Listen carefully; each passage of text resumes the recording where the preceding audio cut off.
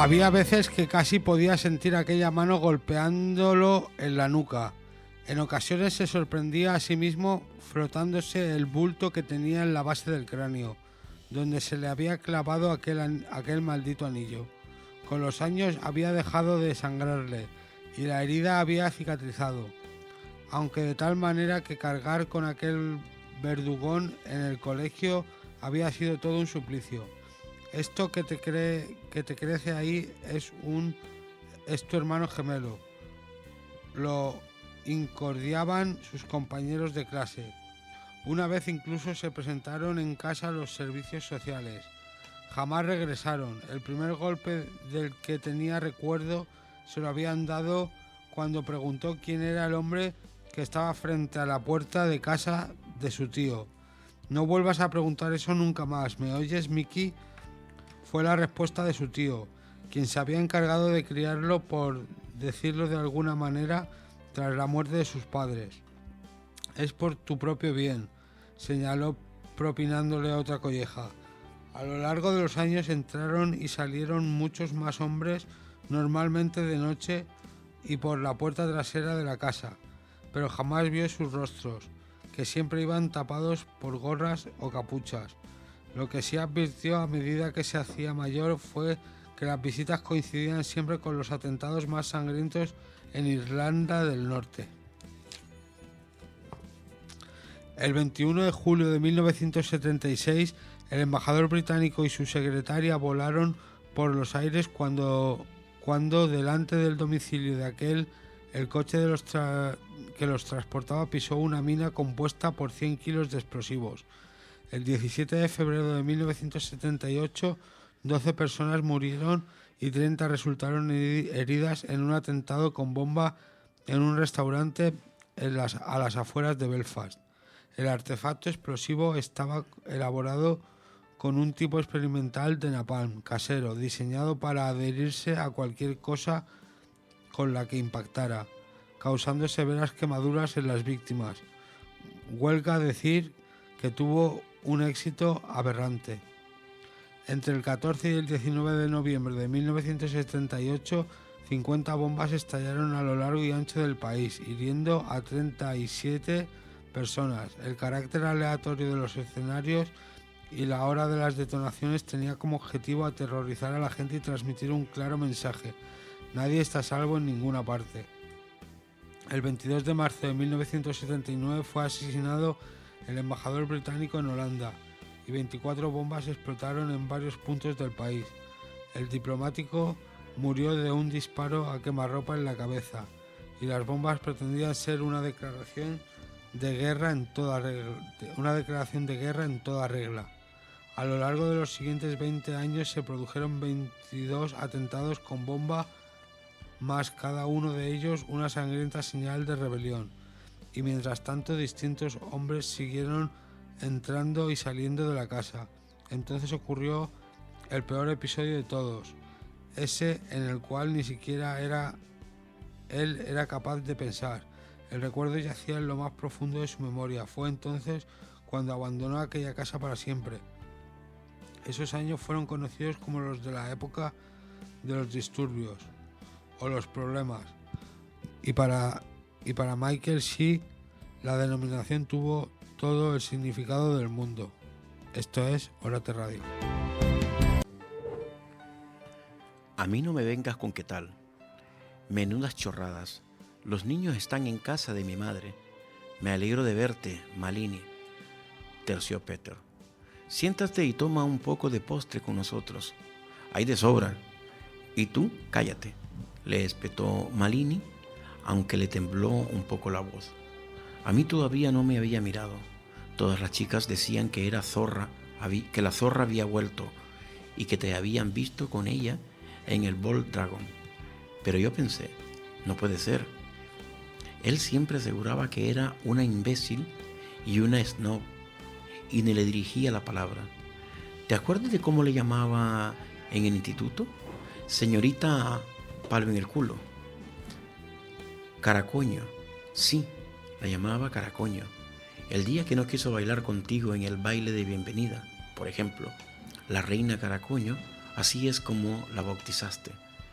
Me fijé en que mi madre había dejado de quemar los postres y que ahora la llama azul oscilaba en dirección a Malini. Mel, empecé. Pero, ¿qué podía argumentar? ¿Que no sentía ninguna atracción por su ex? No podía, porque aún me habría gustado que fuera cierto. No lo era. ¿Que no había ninguna posibilidad de que Felcher y yo nos enrolláramos? Eso es verdad, pero hiriente. ¿Que el instituto, mis amigas la llamaban Ninfo 5000 y la insaciable? Eso era cierto, y estuve a punto de decirlo. Pero mi lado bueno intervino y guardé silencio. ¿Y respecto a ti?, dijo Malini por fin, mirándome con odio. Sus ojitos relucían en su cara mofletuda como una nube de malvavisco. Cállate, o te pego un puñetazo en los morros.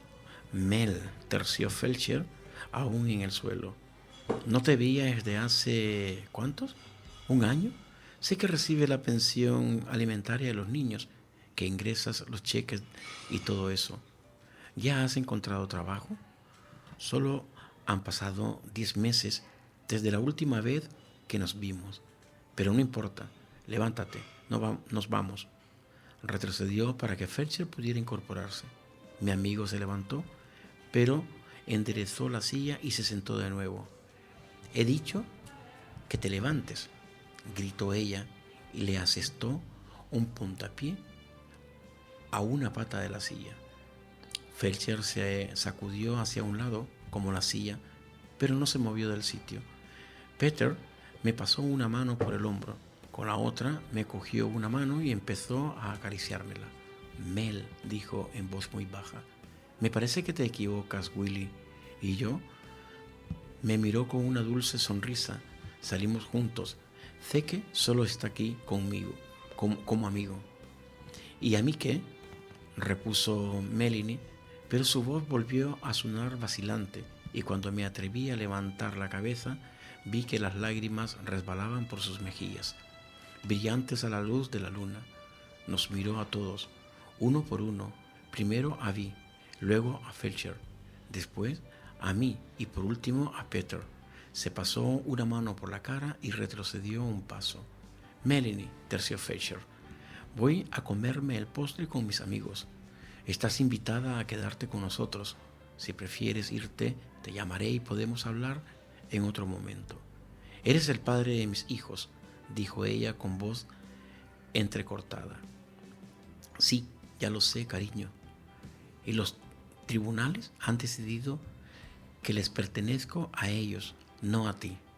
Tienes responsabilidades, continuó Melanie. Con Joy y con Nikki, replicó él. No contigo. Por favor, Mel, no me obligues a pedir otra orden de alejamiento. En ese momento, ella se dio la vuelta y me pareció que su enorme espalda temblaba. Entonces se volvió de nuevo, mirándome con especial dureza, y cuando se marchó me sentí mustia y cansada, mucho más que antes de la cena. Mi madre siguió quemando la crema. Peter me besó en la mejilla y me hizo cosquillas en el bigotillo. Lo siento mucho, se excusó Felcher cuando rompimos la fina capa de azúcar quemada con las cucharas. Bueno, dijo Vi, también con voz temblorosa, es la vida. A veces los hijos te trastornan. Le dio una palmadita en el hombro a mi amigo y añadió, sé cómo se siente esa. Esto es Orate Radio. Gante se encontraba a una semana de largas horas a caballo desde Frankfurt, y la extensión de tierra que separaba ambas ciudades estaban ocupadas por resto de ejército que se buscaba uno a otros a través de los bosques, de las andanas. Sin embargo, 5 días después de su partida, el pálido joven que trenuaba cubierto de salpicadura de barro. Ató su caballo a un pulido aro de latón ante una casa de Gante. Al ver que había luces en casa, entró a su propia llave para no molestar a los sirvientes. Una anciana apareció en el rellano en ropa de cama con una vela en la mano. Al joven se dirigió a ella en alemán. Dile, Phil, que lleva mi caballo al estrabo. Después quiero verlo en el estudio. La luz de la luna se filtraba a través de las amplias ventanas del estudio, divididas con mainales sobre el aparador y los causa brillantes tremendamente una botella de cristal tallada llena de licor, largos jarrones con ramos de marsarrosas grandiosas recién recortadas, adorsadas, las mesas marquería encerradas a mano que habían dispensadas en las habitaciones. Junto a la puerta destacaba un enorme reloj de péndulo de madera tallada, y cerca de la chimenea de mármol se apiñaban unos sofás tapizados de terciopelo. Aquella estancia tan diferente de la que había dejado en Frankfurt. Pocos días antes permanecía siempre inmaculadamente limpia ante la eventualidad de la llegada de sus propietarios.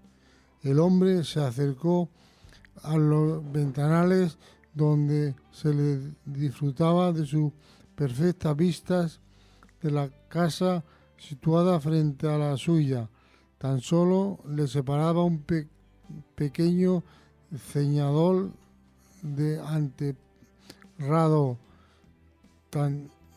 Tardó el gabinete como el salón de la casa vecina, dada el estudio en que se hallaba, de modo que podía observar claramente toda actividad de allí se desarrollaba.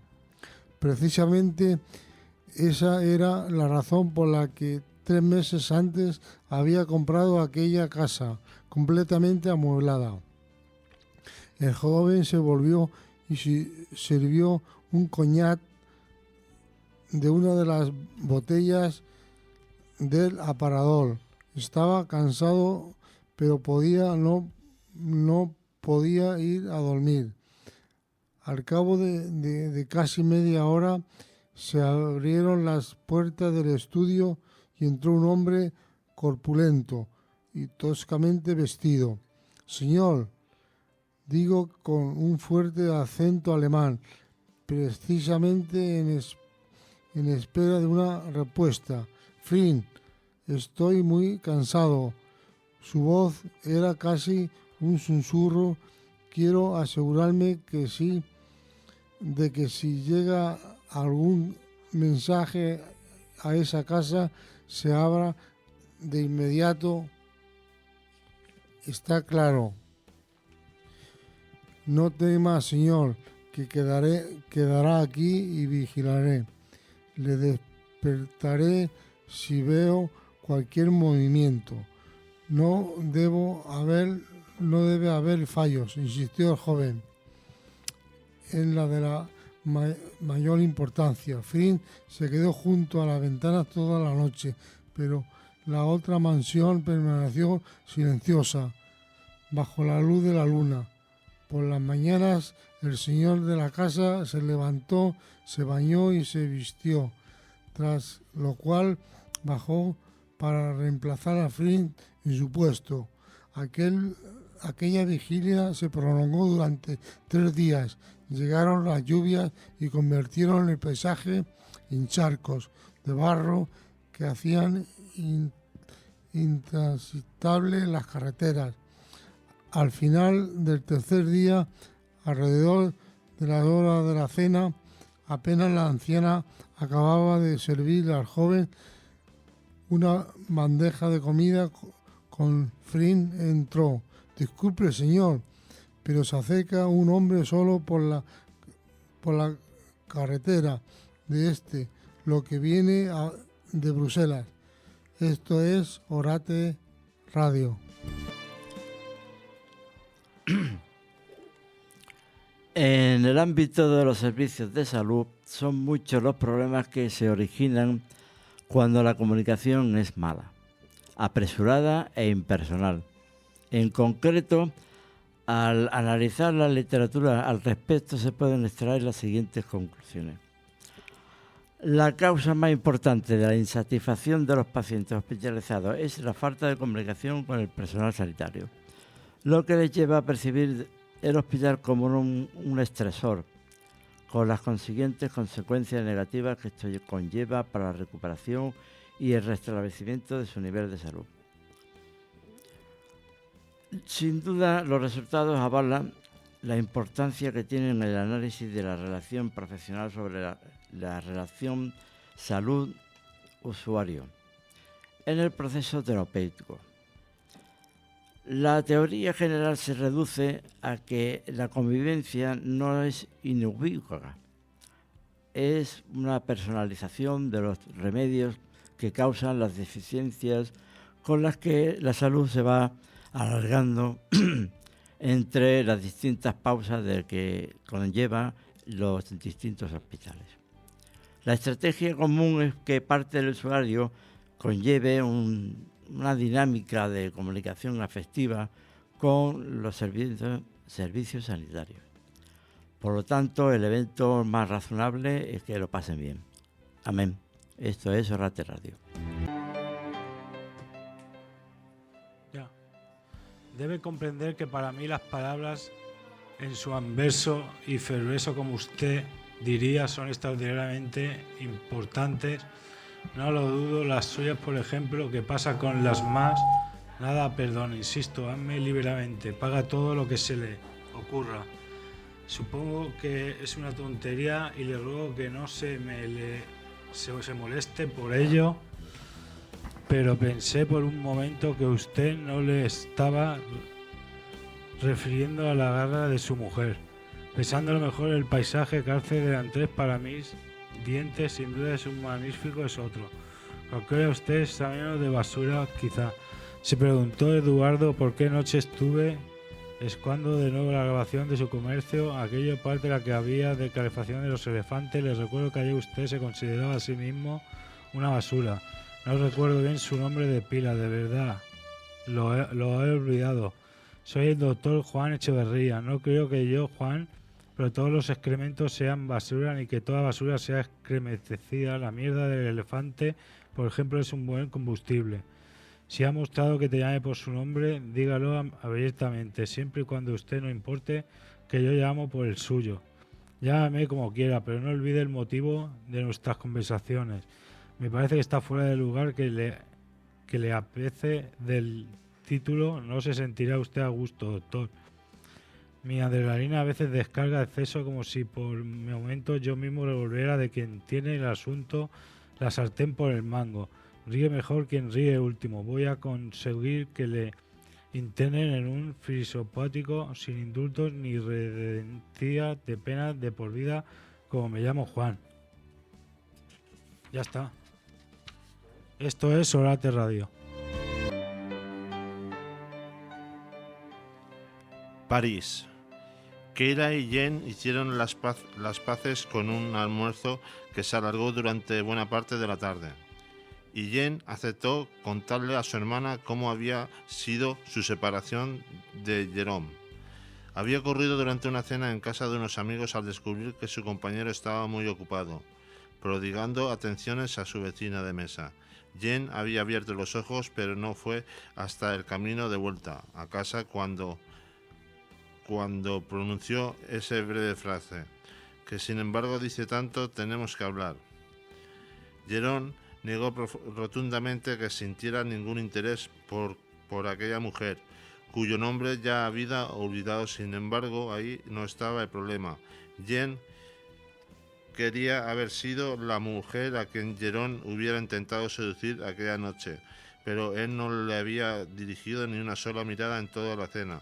Discutieron durante toda la noche y pusieron fin a su relación al amanecer. Un mes más tarde, Jean se enteró de que Jerón se había ido a vivir a la casa de la que había sido de su vecina de mesa. Desde entonces no dejaba de preguntarse si uno adivina su destino o si, al contrario, algunas veces más bien lo provoca. Entonces le preguntó a Keira sobre las intenciones con respecto a Max, y de su hermana respondiendo que no tenía ninguna después de haber pasado 3 años en Etiopía. La idea de dejarse llevar por la vida sin calcular nada y sin controlarse no le desagradaba nada. La joven arqueóloga se había dejado seducir por la libertad y no sentía dispuesta a cambiar a lo largo de la comida. Su teléfono se había puesto a vibrar un montón de veces, a lo mejor era precisamente Max quien intentaba hablar con ella. Ante la asistencia de las llamadas, Keira acabó por descolgar. «Espero no molestarla, no, claro», respondió Keira a Ivore. Al mandarnos el colgante de vuelta del laboratorio alemán, se ha equivocado de dirección. Tranquilícese, el paquete no se ha estrellado, pero les ha devuelto. Volverán a remitirnoslo sin tardanza. Estoy avergonzado porque me temo que no recuperará su apreciado objeto antes del lunes. Espero que no me guarden rencor. Claro que no tiene culpa de nada. Soy yo quien lo lamento, todo el tiempo lo he hecho a perder. No lo lamenté. Me he distraído mucho incluso, aunque nuestras investigaciones no hayan llevado a nada. Debería recibir el paquete el lunes a última hora de la mañana. Esto es Sorate Radio. Exacto. Esta mañana le pregunté en qué puesto se veía jugando en el tablero del fútbol y contestó que en el portero. ¿Se lo ha dicho? No, pero es lo más lógico. Los desplazamientos del portero son limitados. Su espacio es más fácil de circunscribir. Total, que lo ha llevado a un campo de fútbol. Sí. ¿Y cuál ha sido el resultado? Lo que ha hecho es bastante sorprendente. Catherine Van Drecken encendió otro cigarrillo moviendo un poco la cabeza. Era evidente que sopesaba diferentes ideas e intentaba hacer una síntesis de todas ellas. Necesita tener ciertas nociones del síndrome de Asperger, dijo, volviendo a centrar su atención en mí. De lo contrario, se expone a cometer errores de interpretación.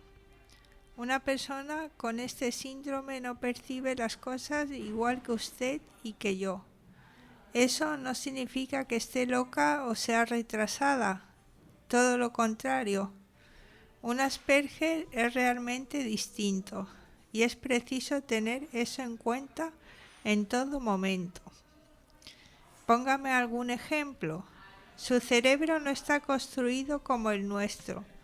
Simplificando, nosotros ordenamos los pensamientos colocándolos en cajas construidas durante los primeros años de nuestra vida y que nos permiten orientarnos.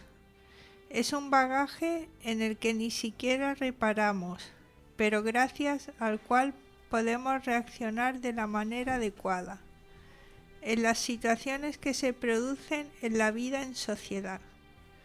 Un Asperger no tiene cajas, no se construyeron en su cerebro por razones genéticas, así que debe improvisarlas sobre la marcha, por lo menos si quiere vivir en sociedad.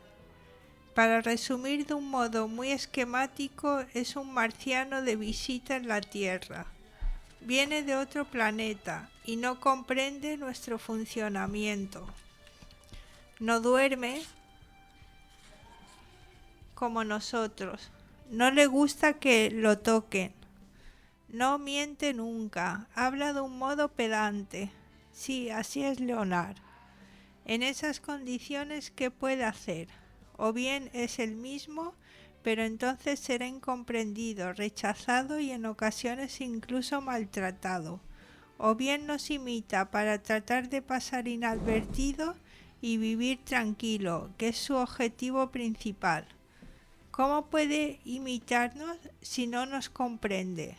Utilizando su capacidad cerebral, que le da la posibilidad de observar, clasificar y memorizar permanentemente.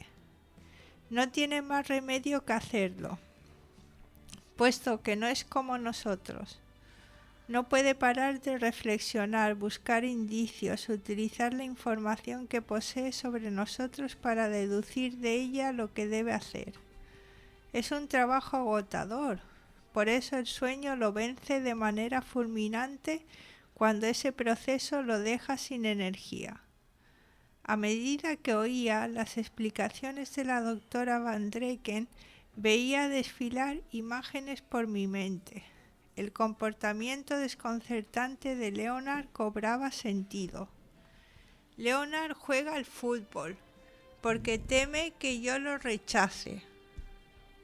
En parte, aunque también puede ser el resultado de un sentimiento más complejo, ¿qué quiere decir? Aparentemente es un juego que ha entablado con usted. Los Asperger muestran interés por nosotros si no nos comportamos como idiotas. A través del fútbol puede mantener una relación con usted. Al principio me propuso jugar una partida de ajedrez, pero yo no sé. Claro, y entonces como usted no puede ir a su mundo, va él al suyo. Sí, bueno, a su manera. Yo no le he pedido que arme una trifulca en mi equipo. Ha sido eso lo que ha hecho, un poco sí. Una parte de él quiere copiar y la otra se niega a hacerlo. Ese es el conflicto del Asperger. La construcción de su identidad puede hacerle sufrir terriblemente. ¿Cómo es la relación que mantiene con su madre? Me quedé pensando antes de responder. Era con diferencia la pregunta más complicada que me había hecho. No lo sé. Apenas nos vemos. Me ha pedido que me ocupe de él porque no ha encontrado otra solución. Para ella, a su hijo no le pasa nada. No, dice que es su carácter. Así es como me lo presentó. Niega la realidad, es muy frecuente, pero para el niño es más complicado. Él quiere satisfacer a su madre, es decir, comportarse de un modo entre comillas normal, pero por otro lado no puede evitar expresar su diferencia. Perdone, pero voy a tener que irme, es la hora de las consultas. Me levanté para despedirme, ella me tendió la mano, luego buscó en los bolsillos, probablemente una tarjeta, se le cayó un bolígrafo. Me apresuré a recogerlo. No dude en llamarme, me dijo sonriendo. Si no estoy en el hospital, en la administración saben dónde localizarme. Aquí en Orate Rad Lectura. Además, había tierra que coincide con la del terreno de la casa de Junior. Encontraron pruebas similares en el dormitorio y vestidor de Bobby. «¿O sea, que duermen en la habitación separadas?», preguntó Michelle. Harry enarcó una ceja. Información de la cual Remy preferiría que nadie se enterase. «De acuerdo, todo eso es comprometedor, pero circunstancial», dijo Kim. «Bueno, hay otra prueba, o debería decir dos pruebas. La huella de un guante y una huella dactilar de Junior». «¿De un guante?», inquirió Michelle. «Un guante de piel fina», respondió Harry. «Y esos tienen las arrugas perfectamente marcadas, como si fueran una huella dactilar, o eso me han dicho». «Pero si llevaba guantes, ¿cómo encontraron unas huellas dactilares?», inquirió King. «Se supone que tenía un agujero en un dedo, y Junior tiene un guante así». King lo miró con el ceño y preguntó: «¿Cuál es la versión de Junior?». «Se declara inocente. Dice que estuvo trabajando solo hasta la madrugada en la casa que está construyendo para él y su familia en el condado de Albemarle, pero no vio a nadie y nadie le vio, o sea que no tiene coartada. ¿Cuándo se descubrió el robo?, preguntó Quinn. A eso de las 5 de la mañana, cuando Raimi regresó a casa del hospital. Estuvo en su dormitorio alrededor de las 8 de la noche anterior y hubo gente en la casa hasta las 11 más o menos. Así que el robo se produjo entre, digamos, la medianoche y las 4 de la madrugada, durante las horas en que Junior dice que estuvo trabajando solo en esa casa. Y no obstante, intervino Michelle, ¿crees que es inocente, verdad? Harry la miró. He defendido a esta gente culpable con anterioridad. Es algo inherente a esta profesión. Como juez, he visto al culpable quedar en libertad y al inocente encarcelado, y normalmente no he podido evitarlo. En el caso de Junior, estoy convencido de que es inocente por un motivo muy sencillo. Él no sabría qué hacer con $200.000 en metálico, títulos al portador y joyas. Es como si yo intentara ganar una medalla olímpica de plata en las pruebas femeninas de remo del cuarto con timonel. Michelle se sorprendió porque precisamente era lo que ella había conseguido cuando estudiaba en la universidad. Sí, querida, se explicó Harry, te he investigado un poco. Espero que no te importe. Le dio una palmadita en la mano y continuó. Está demostrando que Junior es un ladrón incompetente. Hace años robó unas baterías de un camión de un taller mecánico de la localidad, pero ni siquiera se molestó en sacarlas de la parte posterior de su camión. Cuando fue a ese mismo taller al que le arreglaban el vehículo, aquella metedura de pata le costó 6 meses de cárcel y acredita su incompetencia para el delito. A lo mejor ha mejorado con los años, dijo Kim. Le va muy bien como contratista y su mujer gana mucho dinero. Se está construyendo esa casa en Albemarle. ¿Por qué intenta robar en casa de los Bradley? Quizás necesitará dinero extra para la nueva casa. Pero si no fue él, alguien intenta inculparle. ¿Por qué?, preguntó King. Harry estaba preparado para esa pregunta. Él trabaja allí, por lo que no sospecharán de él. El ladrón pudo haberse cogido las herramientas, los zapatos, los pantalones y los guantes de esa caravana en la que actualmente vive Junior y su familia. Es un lugar muy apartado y no suele haber nadie. Hizo una pausa antes de añadir. No obstante, la huella dactilar es una prueba de peso. Habría que ser un experto para falsificarla. ¿Qué tal es su familia?, preguntó Michelle. Esto es Orate Radio.